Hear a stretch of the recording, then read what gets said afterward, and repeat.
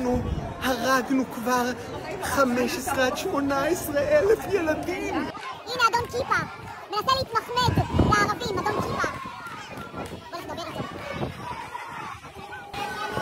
תגיד, הכיפה שיש לך על הראש, אתה לא מתבייש להחזיק אותה? אני מתבייש בכם, אני מתבייש שעם ישראל יידרדר כל כך ועושה מעשים כאלה גרועים. אני ממש מתבייש בכם, זה כל כך עצוב לי. אני כל כך מקווה שנצליח להבין מה באמת המצב שלנו. אתה מאמין באלוהים? אלוהים שמח שאתה עומד שם? אני חושב ומבכה את הנכבה, הם רוצים עוד 5.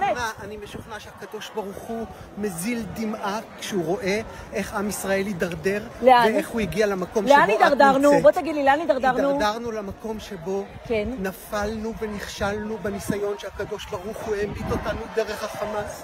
הקדוש ברוך הוא העמיד אותנו בניסיון ואנחנו נכשלנו. איך נכשלנו?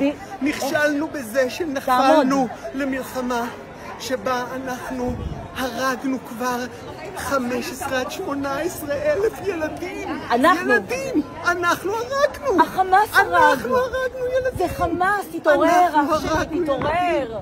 ומה לעשות? משפחת ביבס, אתה מכיר? אתה מכיר? מי הרג אותם? מי רצח אותם? בידיים, מי רצח אותם? יש לי משפחה מהעוטף. נו. יש לי חברים שנהרגו. אז אתה עומד עם הנכבה? אתה מבכה את הנכבה? מה זה נכבה? בוא תגיד, תחדש לי. אני אחדש לך. בבקשה. הנכבה זה הדבר המאוד עצוב שהתרחש בזמן שאנחנו הצלחנו לזכות בעצמאות שלנו.